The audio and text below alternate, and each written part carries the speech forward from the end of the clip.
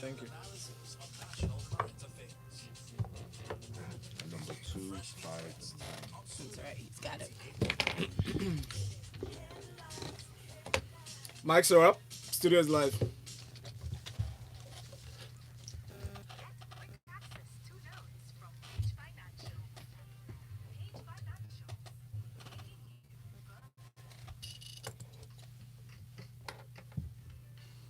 And a very good morning to you, Lagos. Glad to know you're there listening to us on Smooth 98.1.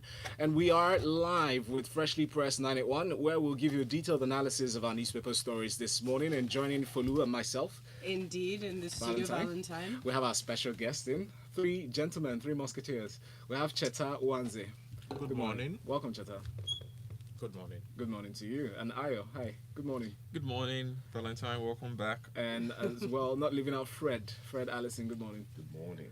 Find them up on Twitter at Cheta Chickster, at Esho1, that's Ayo, and Fred at Mr. Fred Allison, if I'm right. FB Allison.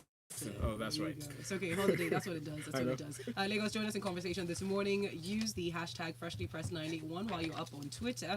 But don't forget that you can send us messages to our WhatsApp number, which is 0809 4440981. And last but not least, catch us live streaming on youtube.com/smooth981FM Lagos. Let's go into the first story from ThisDay newspaper, and this one is for you, Cheta. So, Cheta, we're talking about the death toll in Abia pipeline explosion rising to 150.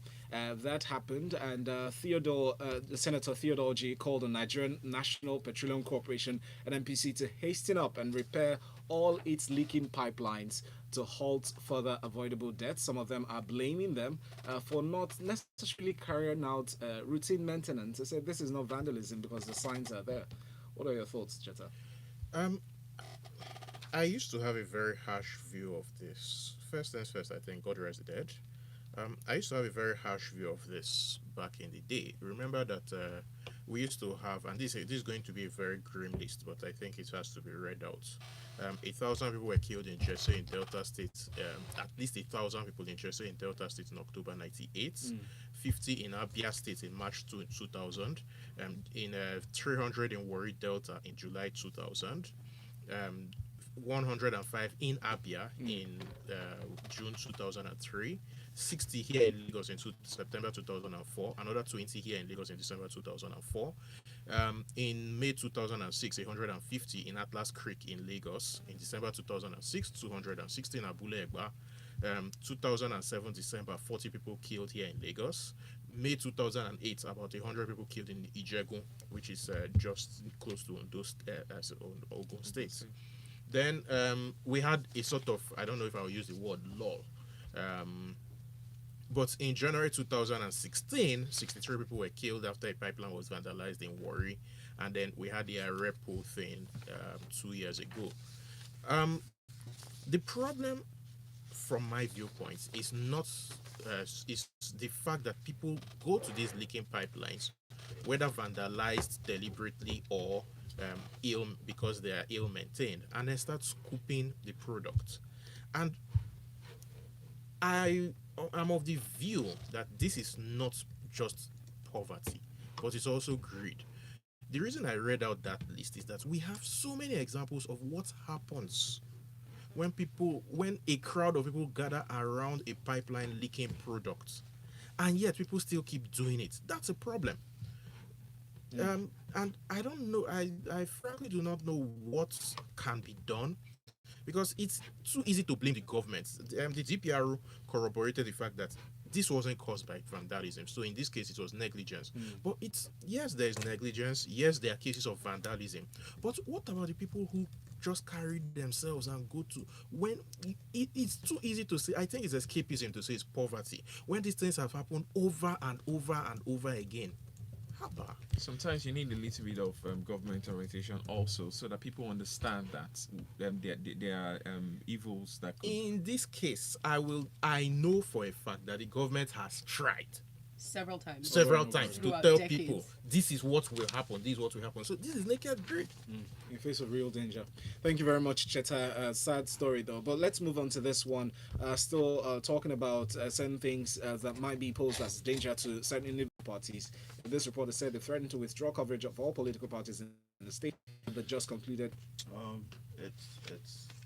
It's unacceptable. You know, the political parties have to do some level of making people aware that if you have any grievance, the journalists know where you go and line out or try and show your grievance. They should be a group of bodies that they should be honored at these events because they're like the voice or they're the eye of the general who eventually would be voting, you know, in line with the candidates. And it's also, when you say TV, it doesn't say exactly what the assaults or the attacks are, but when you think of TV stations, you're thinking of equipment, so they're losing. It's like it's a high cost of it's different. Not like you should attack anybody, but it's different if you're attacking someone that's not carrying equipment. You know? But we've seen several cases. It's even been televised. In some cases, you've seen videos of those some journalists being assaulted and beaten in most cases. And would you call this grievance or just a necessary, in a bold step to thwart clear reporting of such stories or the existence of certain malpractices that happen on electioneering, electioneering processes? Obviously, these reporters are also brave, you know, although they shouldn't be afraid to be attacked. But they are human beings.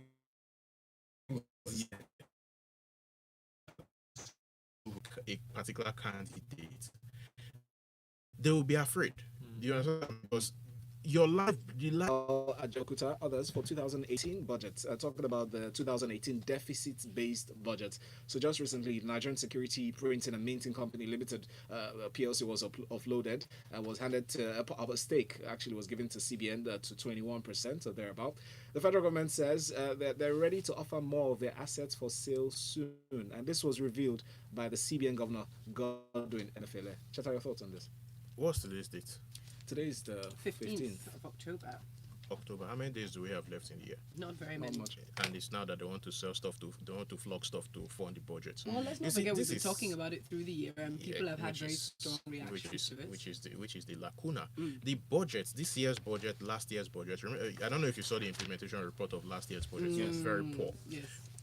They were supposed to be funded by raising internally generated revenue and taxation. Instead, now towards the end of the year, effectively we have 75 days left in the year, there about 75 working days. That's when you are talking of you want to flog Ajaokuta and all of that. Ajaokuta that they spend so much time trying to get back into the government grip. I mean, the next question that comes is, what happens when we no longer have national assets to sell?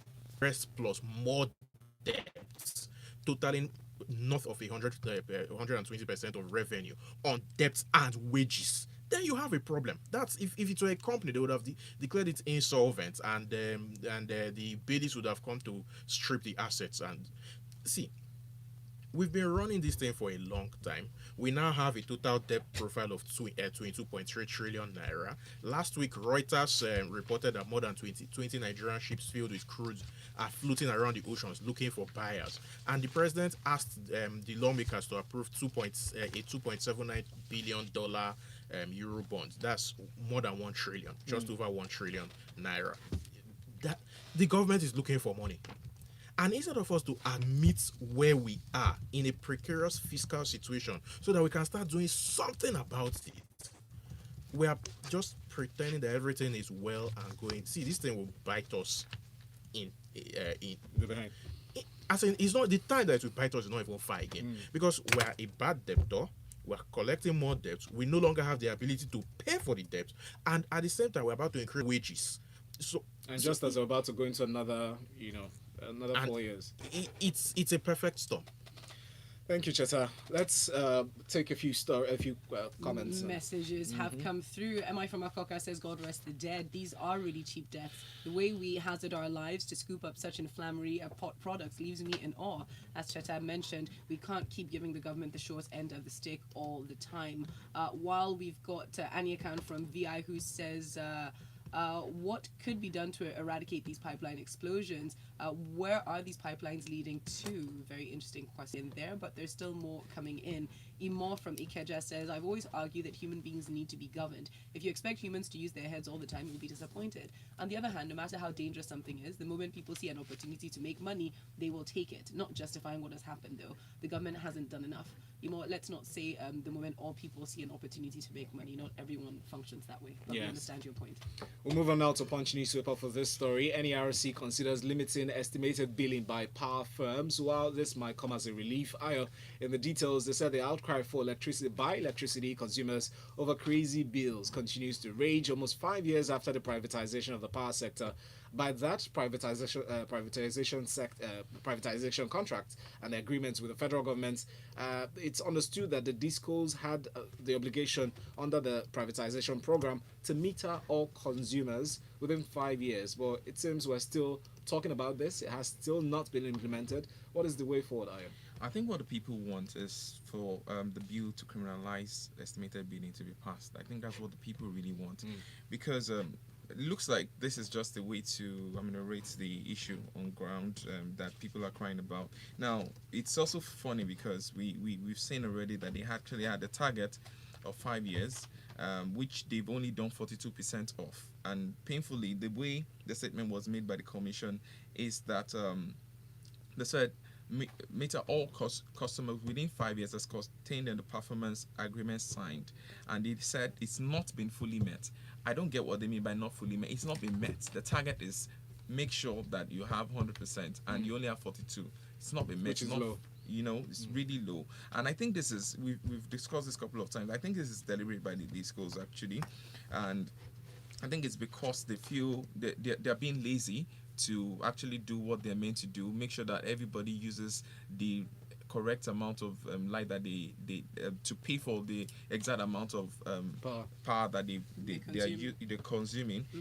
But they feel more comfortable with just distributing it to a couple of people and making it easy. Now, according to this report, there are two options that they want to take. The first one is a little bit ambiguous. They said they're going to use tariff class, customer number under each tariff class, proportion of number of customers per tariff class, and then check the annual consumptions in kilowatts and the likes. The second option, which makes sense, even though I would still prefer that everybody has his own meter and then you measure that, is the one which they said they were going to use. They're going to use like a proportion. So if you find a flat that probably uses the same amount of appliances, and this is what this particular flat uses in a month, they would estimate that, okay, this is going to be the average over the period. It makes more sense than the first option. However, I think the best thing is for them to provide meters for every household, and then you use according to what you consume. Thank you, Ayo. Thank you very much. We've got a few more messages to get through before we move on to our next set of stories. Jibril from Okota just says, one can only imagine in an exasperated voice, can't we just budget according to our income? Why do we keep on borrowing, says Jibril. Well, perhaps you don't really have as much income as one would imagine. While we've got Bolaji from Akoka saying, what is the responsibility of the Senate on these loans?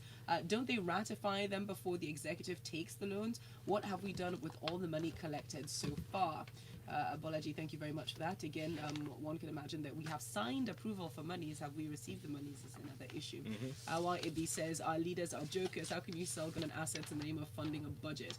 While our lawmakers and the federal executives are still on the same salaries and allowances, and workers want an increase in minimum wages. Well, we move on now to the next story. Speaking of jokes, this is a rather amusing headline from the New Telegraph. NYSC scandal. I am not the only government functionary without certificate. This is the statement attributed to the Minister of Communication, Alhaji Adebayo Shittu. He says he's not the only public officer without the discharge certificate of the NYSC, and in fact, he goes as far as to name names. He says, I've only been made the sacrificial lamb as the national leader of the APC, Asiwaju Bola Tinubu, Senate President, Dr. Bukola Saraki, and the Governor of Oyo State, Senator Abiola Ajimobi. They do not have mandatory NYSC discharge certificates. Fred, your thoughts on this one? People shake and said, this is funny. He names names. I mean, he named names, and it's like, I guess maybe there's degrees of it.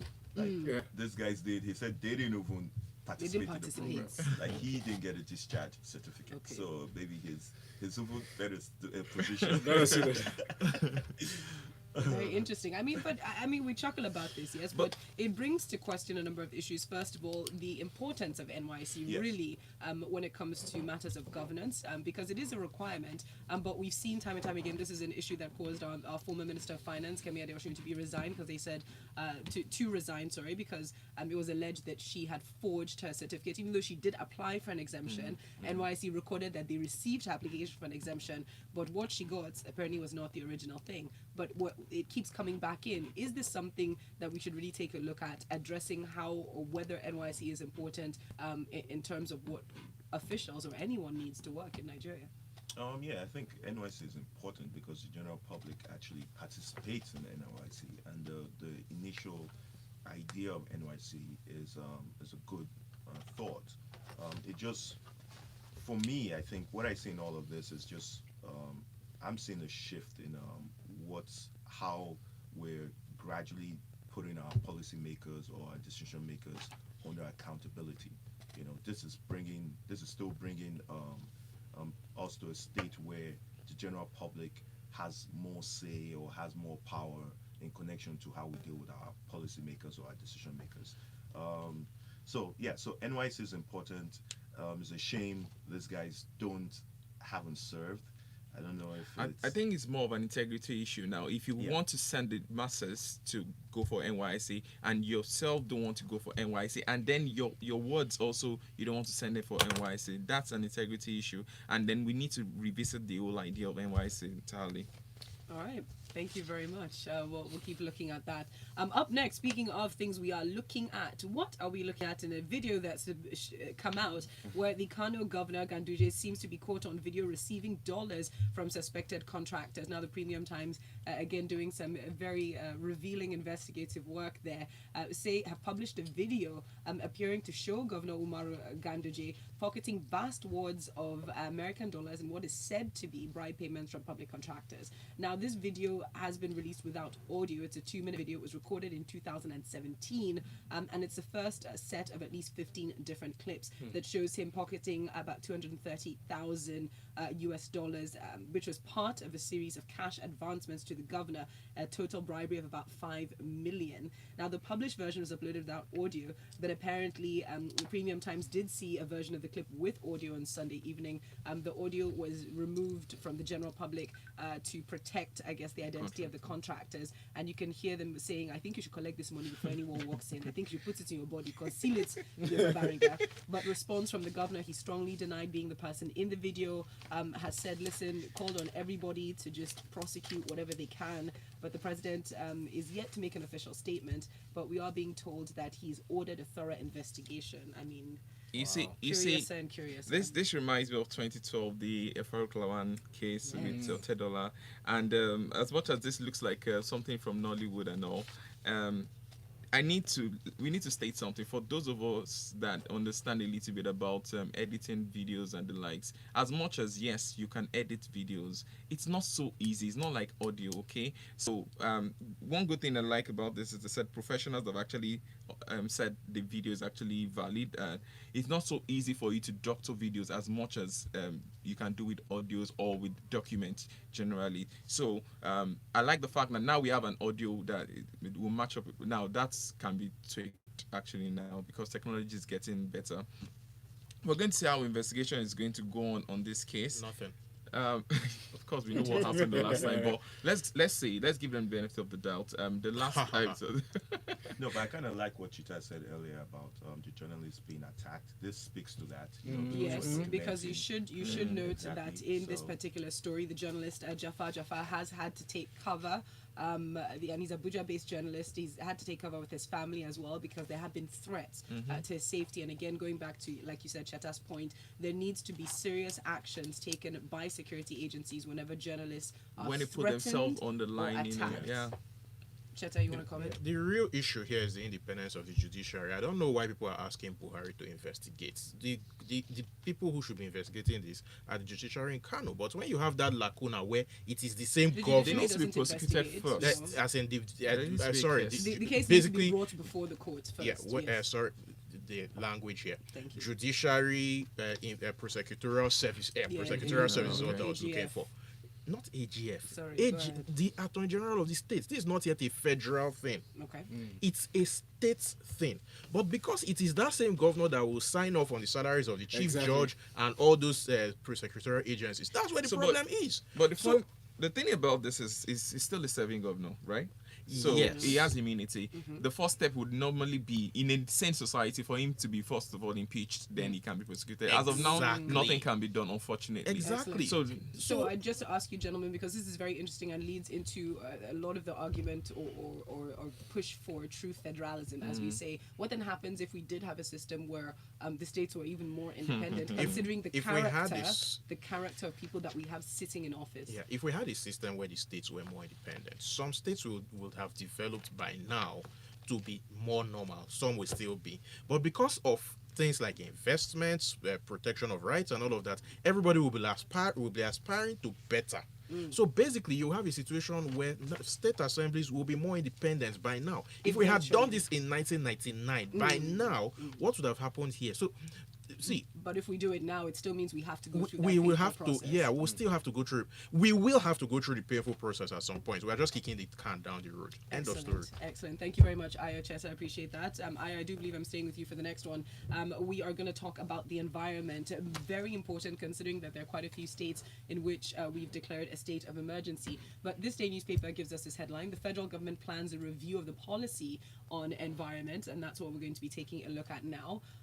The Minister of State for Environment, Ibrahim Usman Jibril, disclosed the plan of the government at a news conference rather recently. They say that the 36 states will converge on for the 12th National Council on Environment about the end of October 28th, and the objectives include synergized actions of federal and state, issues of the environment, flooding. I mean, it's great words, but we have a lot of issues. Your thoughts? yeah, I like that because it said the existing policy that they had didn't take care of flooding, and they're going to clean up. It's a good thing for them to sit and then discuss this, because I mean the environment is important. This is where we and this still I said about whenever they come, there's something that the government needs to do, and you see the government is the most important in this part, because they need to keep reorientating the people through probably videos. I don't know if anybody has gone to FRC office. You see videos of like terrible accidents, and it's so gory. Of course, it's not to be shown to kids. I know that, but when you see the effect of this thing, sometimes it goes to your subconscious and you understand that you're not meant to do. So in the case of flooding, for instance, people need to be they need to understand the end product of what they do when they throw refuse into rainy water, to see exactly what the end effect is. Yes. Even though they've been told, but if you keep reiterating it, they probably would understand it better. Thank you. The issues they are going to be addressing include security, food security, housing, health, and human life. So let's hope something concrete is the end. But speaking of concrete things, go to court. The presidency tells the critics of the travel ban on 50 Nigerians. The presidency on Sunday advised those who are opposed to the decision of the federal government to place 50 Nigerians being investigated for corruption on a travel ban to go to court. A number of people just have said that. What are your thoughts on this? Arrogance with which garbage who issued the statement that says this. It's interesting to watch. Okay. But forgive me here, I'm legally illiterate on this. Forgive me.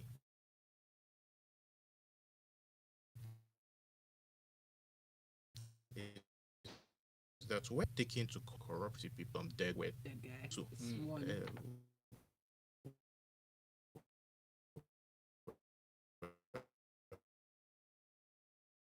well, such is one dead guy too many. Yeah. It's all right. When they go to publication, they are meant to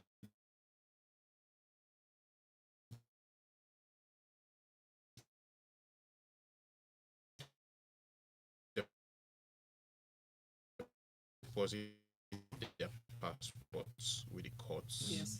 They have to, before they travel, they have to seek, and they forfeit Peter Wodua to court over this kind of travel ban matter. The case continued even when Waldua left the DSS and Kayode Ari took over. And eventually the Supreme Court rules that the Constitution safeguards the abroad against executive which is not supported by law enacted. Okay. So voted violence, essentially. Which So is this the is a reminder.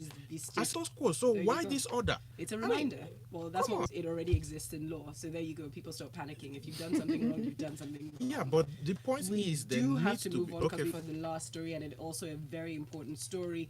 Let's talk about how the International Committee of the Red Cross are appealing for the release of workers, as well as Leah student is still being held. She was taken from a school in that. But there is a real concern by the ICRC that they're now kidnapping and they're pleading for them not to be executed. It's a real serious problem. Fred, your thoughts?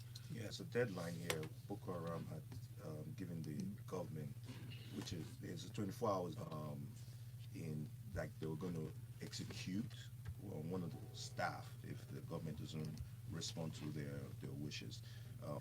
It's another case like we've mentioned this earlier another time. That it's just another case where it's just sad. It's 15-year-old you were thinking of as a 15-year-old and you're in a place there since February. Workers. It's just this is something that you wish not happening in the country, but it's a situation that we have to deal with. Now, something very interesting, Fred, I don't know if you Yeah. can comment on, they seem to understand that Leah Sharibu is an important card to hold, which is why she's been kept alive, it feels, as far as we understand, for this long. But it seems almost a move of desperation on the part of this sect of Boko Haram Yes. to be executing workers, and they must health workers most especially, because even international sects, extremist sects, tend to recognize that independence of the health workers because they help them also. So I don't know if you have any comments on that. Yeah, as you said, it's a sign of desperation, and it's a sign, I guess, as you said, there's valuation of what's more important to their cause and what's more important to their survival.